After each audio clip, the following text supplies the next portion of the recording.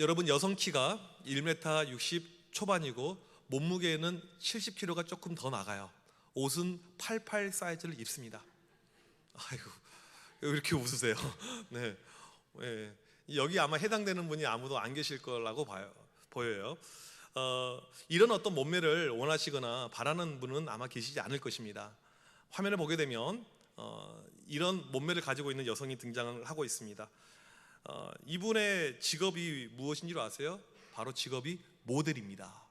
김지양 씨인데 모델이에요. 현직 모델입니다. 보통 우리가 모델하게 되면 날씬한 몸매를 소유한 여성, 이렇게 생각을 하죠. 하지만 이것이 매우 비현실적이에요. 여러분, 이 모델들 볼 때마다 아이고 나랑 닮았네 이런 마음 가진 적 없잖아요. 그래서 이 미국에서 플러스 모델을 만들게 됩니다. 현실적인 모델, 현실의 몸매를 가지고 있는 여성 해서 이 여성이 발탁이 되어서 지금 모델로서 활동을 하고 있습니다. 다음 사진을 보게 되면 이 여성의 직업은 무엇일까요? 메릴린 슈터트. 보시는 바와 같이 다운 증후군입니다. 선천적으로 장애를 가지고 태어났어요. 하지만 꿈이 있었습니다. 22살에 자기가 원했던 꿈을 이루어서 이탈리아에서 러브콜을 받고 패션 모델이 되었어요. 뚱뚱한 몸매, 다운 증후군, 장애. 우리가 이렇게 생각했었을 때 모델과 걸맞지 않는다고 생각을 합니다. 모델은 날씬하고 이쁜 몸매를 가진 여성만 가능하다고 생각을 해요. 이런 것을 가리켜서 편견이라고 하죠. 우리 일상에 보게 되면 편견이 참 많이 있습니다. 우리 신앙생활에도 편견이 있어요. 특별히 하나님의 일을 할 때, 어떤 주의를 감당할 때 이런 사람은 할 수가 있을 거야, 이런 사람은 더 크게 쓰임을 받을 거야, 이런 편견이 우리에게 있죠. 목회자 세계에도 편견이 있습니다. 하나님께 쓰임받기 위해서, 하나님의 큰 일을 감당하기 위해서 어떤 좀 특정 이 계급을 구분해 놨다고 그래요. 그래서 이 목회자 안에 신분을 구분해 놨는데 신분에 따라서 더 쓰임을 잘 받을 수가 있다. 아버지가 목사이면 진골, 아버지가 장로이면 성골, 아버지가 그냥 서리집사면 육두품. 제가 이렇게 보니까요, 우리 교회 전임 사역자들은 전부 다 진골이에요. 누가 보면 그 교회는 진골만 뽑는다 이렇게 생각을 하실 것 같아요. 참 웃긴 거죠. 하나님께 쓰임을 받는데도, 하나님의 일을 감당하는데도 신분이 있다, 계층이 있다. 이게 우리의 편견일 수가 있습니다. 오늘 말씀은 우리의 신앙생활의 편견을 깨는 말씀입니다. 하나님 역사의 일하심에 있어서 우리의 편견을 깨자는 이야기예요. 오늘 말씀의 배경은 요한복음 8장에서 예수님께서 성전에서 가르치시는데 이 가르치심이 매우 탁월했죠. 그런데 이 청중들이, 이 유대인들이 예수님을 돌로 쳐서 죽이려고 하자 예수님께서 성전 남문을 통해서 빠져나가십니다. 오늘 말씀 1절에 빠져나가시는데 날 때부터 맹인된 한 남자를 보게 됩니다. 오늘 말씀에서 우리가 1절에서 집중해야 될 표현은 날 때부터라는 단어예요. 날 때부터, 이건 태생이 있죠. 태생적인 한계를 가지고 있는 한 사람을 주님께서 보시게 됩니다. 우리가 가지고 있는 한계 가운데 가장 안타까운 한계는요, 태생적인 한계예요. 태어났더니 내 피부 색깔이 이래요. 태어났더니 내 지능이 이래요. 태어났더니 몸에 장애가 있어요. 어떤 야구 선수가 야구를 너무너무 잘합니다. 신인으로 입단했는데 아주 특출나게 잘해요. 질문을 던졌어요. 왜 이 친구는 야구를 잘합니까? 답변이 뭐였는 줄 아세요? 태어날 때부터 그렇게 태어났다는 거예요. 남들보다 훨씬 더 탁월하게. 사람의 지능도 그런 면이 있죠. 저는 아직도 기억을 제가 놓칠 수가 없는데 고3 때 저희 반 실장, 야간 자율학습을 하는데 열심히 고3이니까 공부하잖아요. 수학 문제를 풀고 영어 단어를 외우고, 이 친구는 만화책을 읽어요. 공부한 걸 본 적이 없어요. 그런데 전교 1, 2등, 명문대를 갔습니다. 이런 모습들이 실제로 우리에게 존재합니다. 태생적으로 어떤 사람은 비상한 머리를 가지고 태어났고, 태생적으로 어떤 사람은 뛰어난 달란트를 가지고 태어났습니다. 반대로요, 어떤 사람은 태생적으로 너무나도 안 좋아요. 가정도 형편이 좋지도 않고, 몸도 힘들고, 뛰어난 능력도 없고, 아무것도 없다면 슬프기가 그지없죠. 오늘 본문의 이 장애인, 태어날 때부터 한계가 있는데 어떠한 한계입니까? 앞을 보지 못하는 한계. 아마 이것은 사람이 가지고 있는 이 장애 가운데 거의 최고의 등급의 장애였을 것입니다. 인간구실을 할 수가 없어요. 지금이야 이 장애인들 사회적으로 많이 그래도 열심히 노력을 해내서 열어놨잖아요. 시각장애인들도 학교 다닐 수가 있습니다. 직업을 가질 수가 있어요. 하지만 고대 시대에 시각 장애인이 할 수 있는 것은요 딱 한 가지입니다. 그가 선택할 수 있는 직업군은 하나예요. 거지입니다. 거렁뱅이로 평생 살아가야 돼요. 태어날 때부터 가지고 있었던 그 한계로 인해서 그는 거지의 인생이 이미 결정이 되어버린 것입니다. 오늘 말씀 1절에 주님께서 이 거지를 보십니다. 보신지라 이렇게 헬라어 단어가 나오고 있습니다. 헬라어로 에이돈. 성경에 보게 되면 헬라어 단어 가운데 보다라는 단어가 여러 가지가 있는데 이 오늘의 본문의 보신지라는 영어로 말하면 pay attention to, 집중해서 보는 거예요. 예수님께서 이 거지를 보는 순간에 집중해서 이 시각 장애인을 볼 때 아주 뚫어지게 목적과 의도를 가지고 보시는 거예요. 이 모습을 제자들이 옆에서 지켜본 거죠. 무슨 목적이 있나 보다, 무슨 특별함이 있나 보다. 그런 가운데 제자들이 예수님께 질문합니다. 라삐여, 이 사람이 맹인으로 태어난 것은 그 부모의 죄 때문입니까? 아니면 그 사람의 죄 때문입니까? 이렇게 질문해요. 이렇게 질문한 이유는요, 그 당시 랍비들은 고난과 죄 사이에는 인과관계가 있다고 믿었습니다. 사람이 장애를 가지고 태어나면 이것은 반드시 죄 때문이라고 그들은 믿고 있었어요. 장애 이꼴 죄. 우리는 어떠나요? 여러분, 장애인을 볼 때 어떤 마음이 생기십니까? 우리나라는요, 유교와 불교가 몸속에 다 배어 있는 나라입니다. 고려의 국교가 불교였고 그 다음에 조선의 국교가 이 유교였죠. 그래서 천년 동안 불교 유교의 지배를 받아온 나라이기 때문에 여전히 우리의 삶의 많은 것이 여기에 형성이 되어져 있어요. 그런 가운데 특별히 교회를 안 다니는 사람들 흔히 하는 말이 이런 말이죠. 전생에 무슨 죄를 졌길래, 딱한 사람을 보게 되면 전생에 무슨 죄를 졌길래, 아니면 또 조상의 죄가 얼마나 크길래, 이런 표현을 우리가 쓰게 됩니다. 태국은 지금도 불교 국가인데요, 이 장애를 전생의 죄라고 이들은 믿고 있습니다. 오카는 목사님의 책을 보니까 국제 맹인 선교회에서 말해주는데, 태국에서는요 부모들이 이렇게 자녀들에게 교육을 시킨대요. 앞을 못 보는 장애인이 있으면 절대 근처에 가지도 말고, 악수하지도 말고, 인사하지도 말고, 말 걸지도 말고, 그 병이 너한테 옮는다, 그렇게 이야기를 한다는 거예요. 이 장애에 대한 편견이 상당히 심합니다. 우리나라가 아직도 많이 달라져야 되는데 이 장애에 대한 편견이 너무너무 심한 나라 중에 하나예요. 우리나라 장애인 인구가요 251만 7천 명입니다. 인구의 5%. 그러니까 우리 교인들 자녀들 가운데 가정에도 숨기고 있거나 알리지 못해서 그렇지 충분히 장애, 이 자녀들이 있을 수가 있어요. 유대 사회에 이 장애에 대한 편견이 컸습니다. 그래서 제자들조차도 이 장애에 대한 편견을 가지고 지금 예수님께 묻고 있어요. 분명히 이것은 부모의 죄 아니면 본인의 죄일 것입니다. 누구의 죄입니까? 이때 예수님께서 뜻밖의 답변을 주십니다. 이게 3절 말씀입니다. 같이 한번 읽어보도록 하겠습니다. 시작. 예수께서 대답하시되 이 사람이나 그 부모의 죄로 인한 것이 아니라 그에게서 하나님이 하시는 일을 나타내고자 하심이라. 예수님은 이 사람의 장애는, 이 사람의 지금 눈이 안 보이는 것은 부모의 죄가 아니고 본인의 죄가 아니고 하나님이 하시는 일을 나타내고자 하심이라. 성경 원에는요 하나님의 일이라고 나와 있습니다. 하나님의 일을 보여주기 위함이다 라고 이야기를 하고 있습니다. 하나님께서 하나님의 역사를 위해서, 하나님의 일을 위해서 일부러 장애를 주셨다는 말이에요. 여러분, 이 말이 동의가 되십니까? 상식적으로 받아들이기가 어렵죠. 무슨 장애가 하나님의 일입니까? 혹시 가정에 장애가 있는 이런 자녀, 아동이 있습니까? 더더욱 받아들이기 어려울 거예요. 비장애 아이를 키우는 것도 상당히 힘듭니다.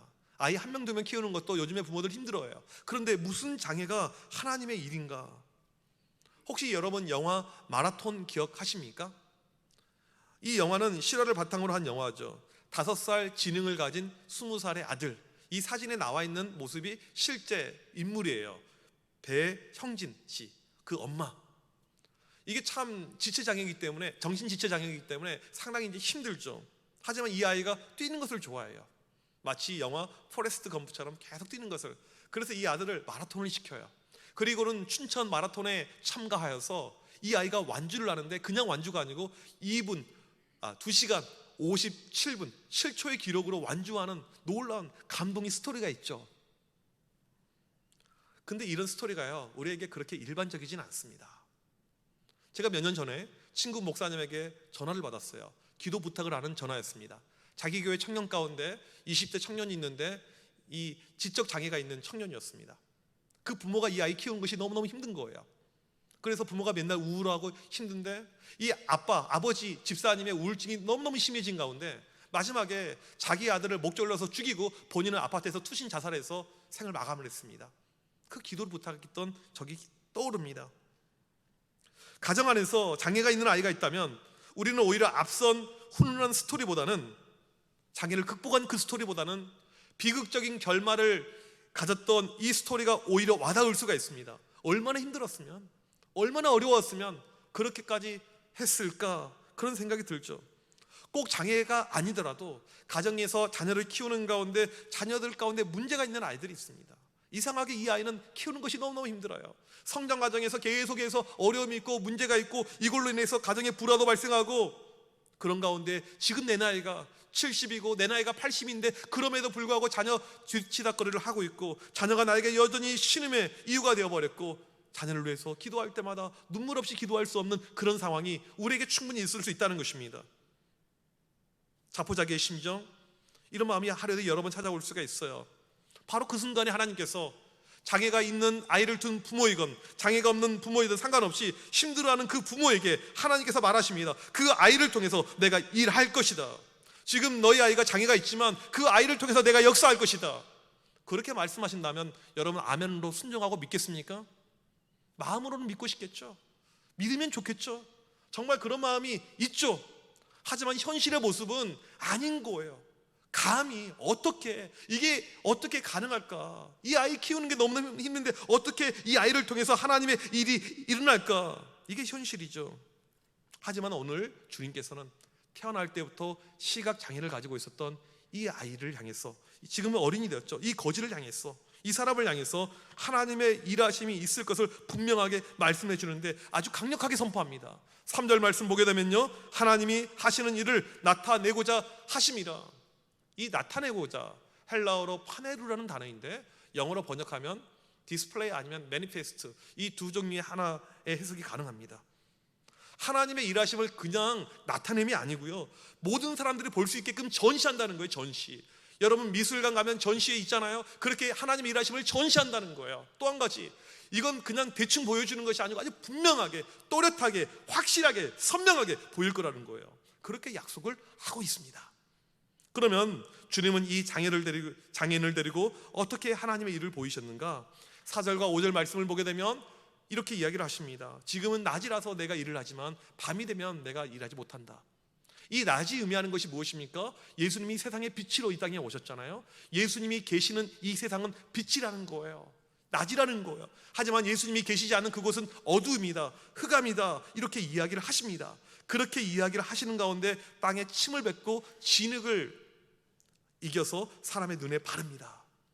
침을 뱉으셨어요. 흙에다가 침을 뱉어서 이렇게 해가지고 눈에 붙인 거예요. 더럽지 않나요? 아, 주님이니까 깨끗하다고요? 저는 이 말씀을 딱 보는 순간에 어휴 더러워, 이 생각이 들었어요. 예전에 어떤 목사님이 설교할 때 이렇게 침을 좀 많이 튀겼는데 이제 저희는 좀 거리가 떨어져 있잖아요. 바로 앞에서 있는 사람들이 막 불편한 거예요. 막 인상 쓰여지고 안 앉을래. 늦게 오면 그 교회는 앞자리에 앉아야 돼요. 자리가 거기밖에 없어가지고. 그러니까 이 목사님이 이것을 알아서 여러분 염려하지 마십시오. 이 침은 복침입니다. 이 침은 은혜의 침입니다. 요즘에는요 그 침 맞으면 코로나 걸립니다. 이 침, 당시 이 유대 사회에서 유대 랍비들은 장자의 침은 효과가 있었다, 이런 말이 있었대요. 하지만 누가 주로 이 침을 사용했냐면 이방인 주술사들이 주로 이용을 했어요. 이방의 여러 가지 풍습들 모습 가운데 침을 퇴퇴 뱉으면서 주술 행위를 했어요. 그러니까 지금 보고 있는 사람들, 유대인들이 예수님께서 침을 뱉고 진흥을 바르는 이 행위가 아주 부정적으로 보인 거죠. 하지만 주님께서 기적을 통해서 그 부정의 시선을 긍정의 시선으로 바꿔버립니다. 여기서 우리가 생각해 봐야 될 것은 주님께서 말씀 한마디로 고칠 수가 있습니다. 나았다, 괜찮다 한마디만 하면 끝나요. 그런데 왜 이렇게 침을 뱉고 진흙을 일개어서 고침의 행위를 하고 있을까요? 앞선 4절 5절 말씀과 연결이 되어져 있는데요, 첫 번째로는 이 세상이 지금 어둠 가운데 있다는 것을 보여주기 위해서 눈에 진흙을 붙이고 있습니다. 지금 이 사람이 앞을 보지 못하고 있죠. 육신의 이 세상을 보지 못합니다. 하지만 예수님께서는 흙을 눈에 붙이면서 이 세상은 지금 흑암이다, 영적인 상태를 말해주고 있어요. 두 번째로 우리가 알 수 있는 것은 무엇이냐면, 지능을 읽어서 눈에 바르는 행위는 천지 창조의 모습을 재현하고 있는 것입니다. 하나님께서 천지를 만드실 때 여섯째 날에 사람을 만드시잖아요. 흙을 빚어서 사람을 만드셨습니다. 지금 그 행위를 다시 하고 있는 거예요. 눈이 멀었던 이 사람을 새롭게 재창조를 하고 있습니다. 육신의 눈만 뜨게 하는 것이 아니고 영적인 눈도 동시에 열어주는 일을 하고 있는 거예요. 그리고 7절에 실로암에 가서 씻으라고 말씀하십니다. 이것도 이해가 안 돼요. 실로암까지 거리가요 1km가 넘습니다. 앞이 안 보이는 사람에게 10m 가는 것도 어려워요. 1km 넘게 걸어가게끔 하십니다. 왜 이렇게 힘들게 하셨을까요? 이 사람의 영적인 눈을 열어주기 위해서 마지막으로 순종을 보시는 것이죠. 실로암으로 가라. 7절에 보니까 실로암의 뜻이 나와 있습니다. 실로암의 뜻은요, 보냄을 받았다. 이것을 번역까지 해놓은 이유가 있어요. 이 세상에 보냄을 받은 사람이 누구입니까? 예수님이잖아요. 실로암이 상징하는 바를 정확하게 찝기 위해서 번역을 이미 써놓은 것입니다. 그 당시 사람들은요, 이 아람어 실로암 들어만 봐도 알아요. 그런데 헬라어로 다시 한번 번역해 놓은 이유는 무엇이냐면, 모두에게 알려주기 위해서. 실로암은 바로 나를 상징한다, 예수 그리스도를 상징한다, 보여주고 있어요. 소경이요, 지금 예수께 나오라. 그러면 육신의 눈만 열리는 것이 아니고 영적인 눈도 열릴지어다. 진정한 빛을, 영원한 빛을 보게 될 것이다. 이렇게 말씀을 해주고 있는 것입니다. 그리고 이 장애인이 실로암에 가서 눈을 씻었더니 눈이 떠있지는 놀라운 역사가 일어나게 되었습니다. 할렐루야. 오늘 말씀은요, 이게 끝이 아니에요. 그냥 눈이 띄어서 이제 잘 먹고 잘 살았더라, 그렇게 전래동화처럼 끝나지 않습니다. 우리가 이 요한복음 9장 전체를 보게 되면 38절에 참 은혜의 말씀이 나옵니다. 주여 내가 믿나이다 하고 절하는지라. 이 사람이 나중에 주님께 찾아와서 주님을 믿는다고 고백을 해요. 신앙 고백을 하게 됩니다. 영적인 눈이 열려요. 그 다음에 예수님을 쉽게 말하면 나의 구주로 영접하고 예수님께 경배하면서 이 사건이 끝납니다.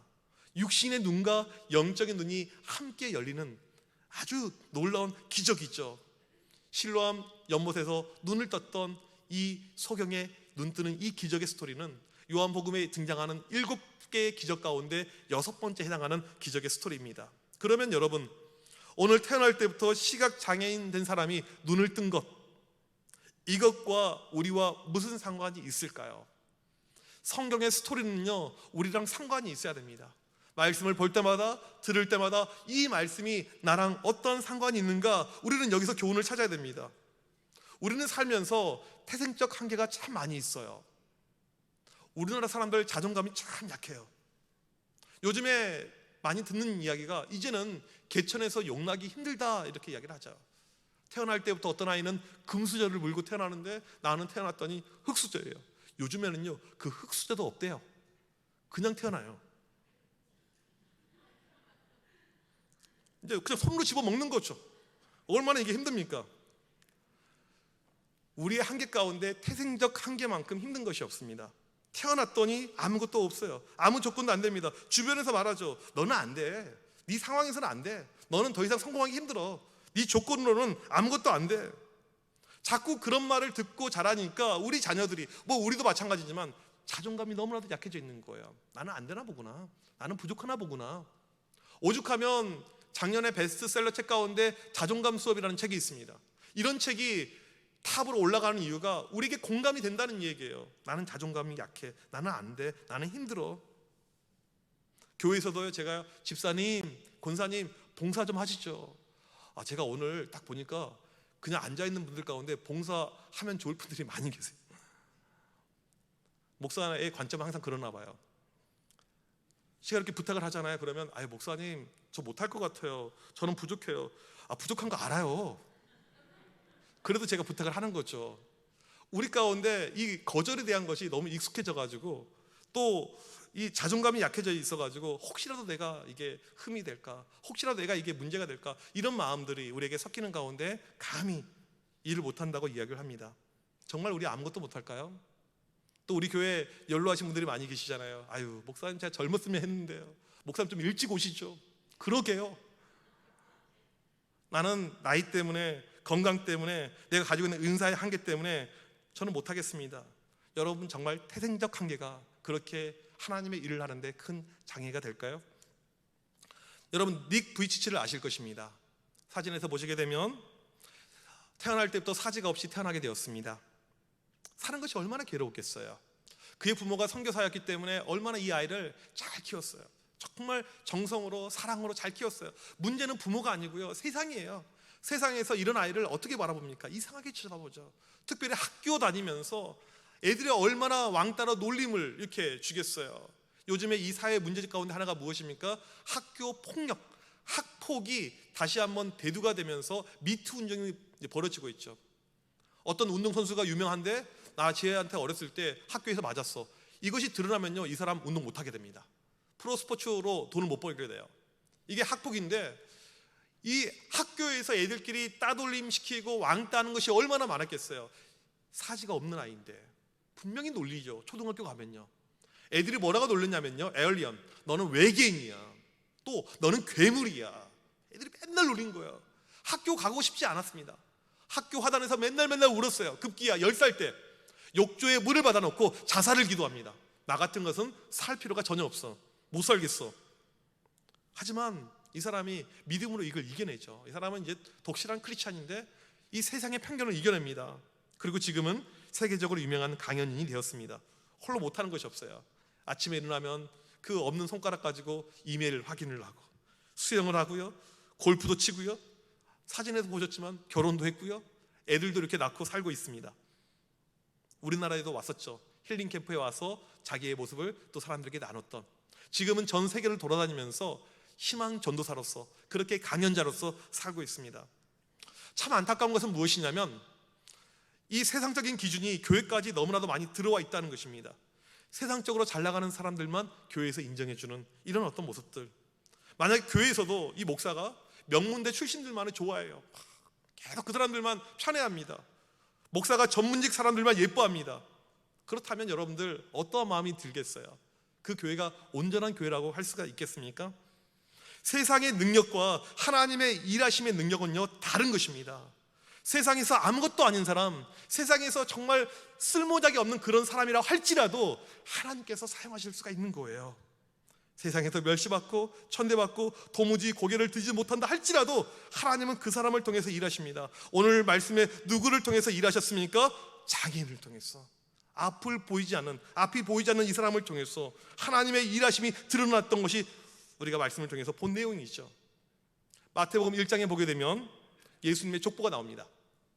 예수님 앞에 40명의 위대한 신앙의 선조들, 그 이름들이 쭉 열거가 되는데 그 스토리 안에 이상한 사람들의 이름이 등장해요. 여자 이름이 5명이나 이렇게 나오고 있습니다. 요즘은 인권이 많이 우리가 이렇게 격상이 되어서 여성들하고 남성들 큰 차이가 없지만 이 과거 100년 전만 하더라도 서구 사회에서도요, 여성들 투표권을 주지 않았습니다.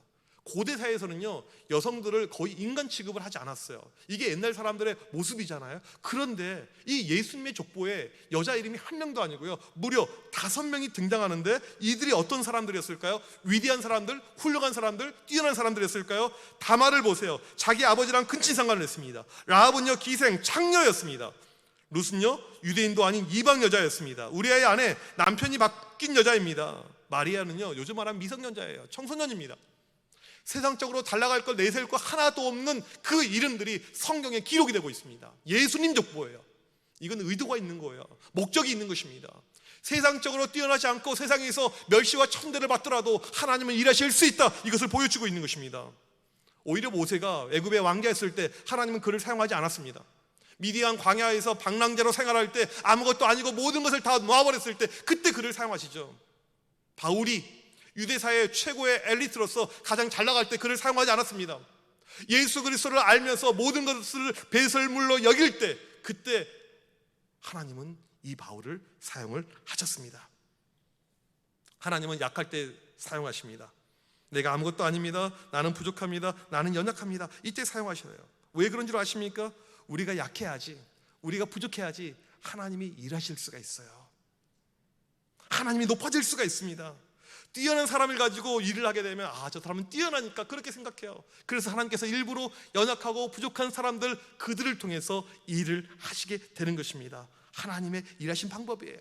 누가 예상했겠어요? 성전 앞에 있었던 그 거지, 시각장애인, 그를 통해서 하나님께서 일하실 걸. 유명한 선교사님이 이제 이런 생각이 들었어요. 많은 선교지에서 열매가 있었고 참 많은 영혼들이 주님께 돌아왔고 이런 감격스러운 마음을 갖다가 하루는 기도를 했어요. 하나님, 세상에 수많은 사람들이 있는데 왜 저를 선택하셨습니까? 왜 저를 통해서 일하셨습니까? 라고 기도했더니 하나님께서 이렇게 응답을 주셨대요. 세상에 수많은 사람들을 찾다가 가장 부족하고 연약한 사람으로 내가 너를 선택하고 불렀다. 이번에 우리 청소년들, 청년들 수련회 때 강사로 오는 분 가운데 고노희 목사님이 있어요. 얼마 전에 CBS 이 새롭게 하소서 강사로도 나왔던 목사님인데 엄마가 4번인가 바뀌었어요. 여러분, 엄마는 많은 게 좋나요? 4번인가 바뀌었어요.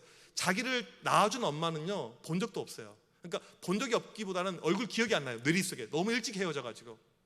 아버지 직업이요 스님, 중이었어요. 근데 그런 사람을 통해서도 하나님께서 얼마든지 일을 하실 수가 있다는 것이죠. 내세울 것이 없습니다. 잘난 것이 하나도 없어요. 유명한 것도 하나도 없습니다. 하나님은 그런 사람을 찾고 계시고요, 그런 사람을 통해서 일을 하십니다. 여러분 가정의 자녀들 가운데, 식구들 가운데 가망성이 보이지 않고 연약함만 있고 그럴 때 그런 이들을 통해서 오히려 하나님은 일을 하신다는 것입니다. 실로암이신 예수님께 나가면 누구든지 쓰임을 받을 수가 있습니다. 시각장애인, 여러 가지 몸이 불편한 사람들, 거지, 무능력자, 누구든지 상관없어요. 오늘 이 시간 우리가 그 주인공이 되길 간절히 소망합니다. 오늘 여러분을 통해서 일하실 하나님의 역사를 기대합시다. 오늘 또 여러분을 통해서 하나님의 영광이 나타나길 간절히 소망합시다. 그 역사의 주인공이 바로 여러분들이 되시길 주님의 이름으로 간절히 축복합니다. 우리 시간 자리에서 일어나셔서 같이 찬양하겠습니다. 아무것도 아닌 내 인생, 부족하고 연약한 내 인생, 하지만 이 순간 하나님의 일하심을 통해서 내 눈이 주님의 영광을 보길 원합니다. 우리 가운데 계신 주님, 그 빛난 영광이 오늘 또 나를 통해서, 우리를 통해서, 우리를 교회를 통해서 넘치게 하여 주셔서 주님의 영광을 볼 수 있는 그런 영적인 눈 열어 주옵소서. 우리 이 시간 같이 찬양하겠습니다.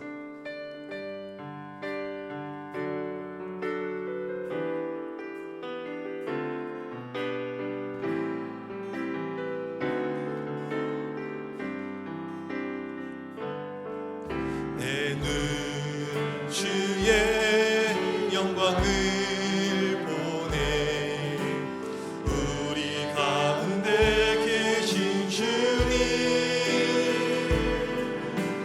그 빛난 영광 온 하늘 덮고 그 찬송 온 땅 가득해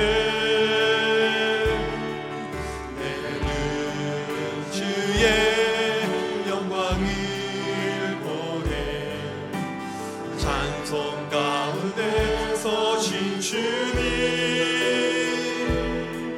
주님의 얼굴이 온 세상 향하네 권능의 발을 드셨네 주의 영광이 곳에 가득해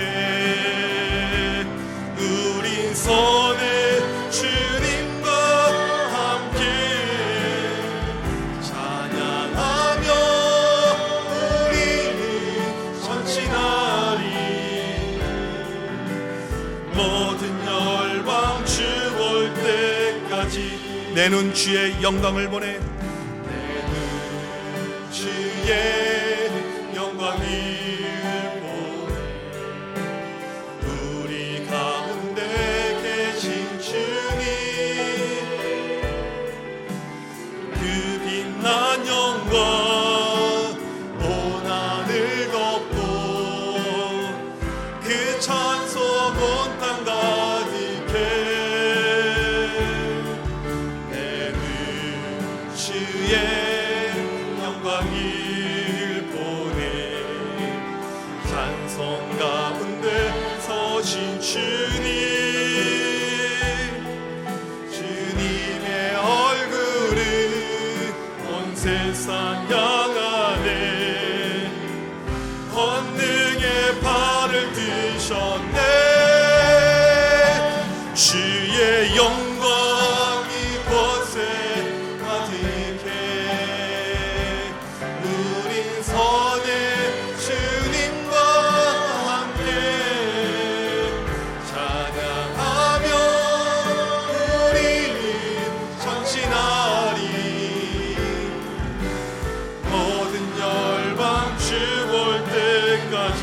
하늘 아버지 우리 새롭게 하사 열방 중에서 주를 섬기게 하소서. 모든 나라 일어나 찬송 부르며 영광의 주님을 보게 하소서.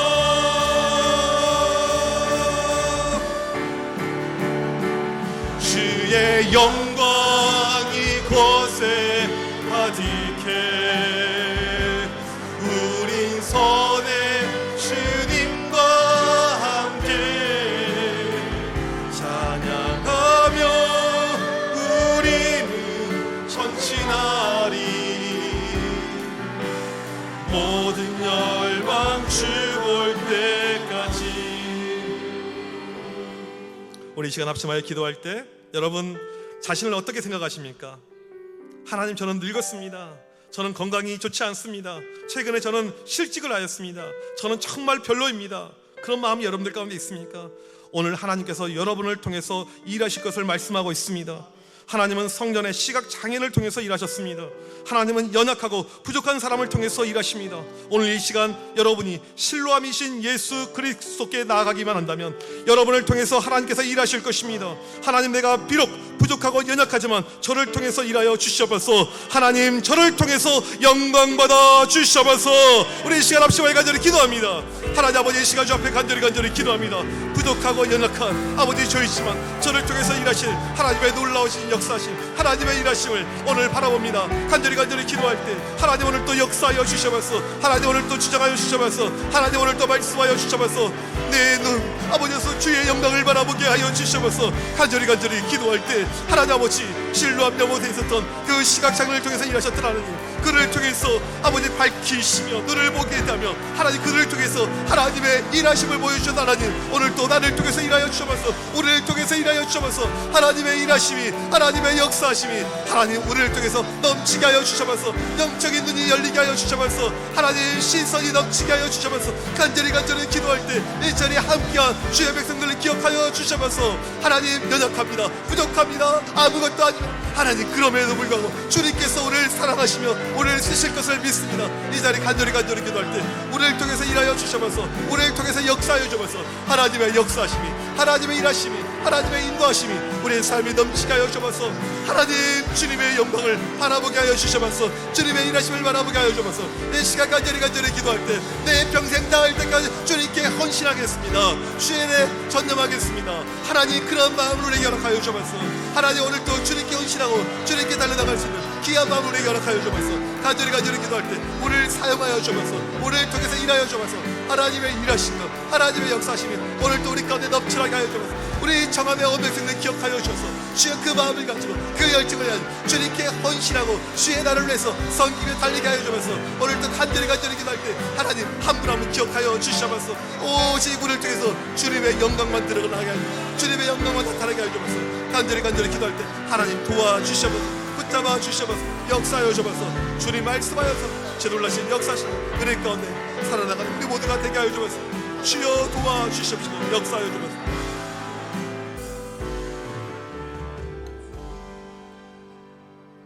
하나님, 우린 부족합니다. 우린 연약합니다. 성전 앞에 앞을 보지 못했던 거지처럼 내 힘으로 할 수 있는 것이 아무것도 없는 그런 존재임을 고백합니다. 하지만 이 시간 실로암이신 예수님께 나아갑니다. 연약한 가운데 주님께 나아가는 우리를 사용하여 주셔서 우리를 통해서 일하여 주셔서 하나님, 우리 청암교회 앞으로 해야 될 많은 일들이 있습니다. 능력이 되고 뛰어난 사람들이 많이 없지만 하나님 더 크게 일하실 것을 믿습니다.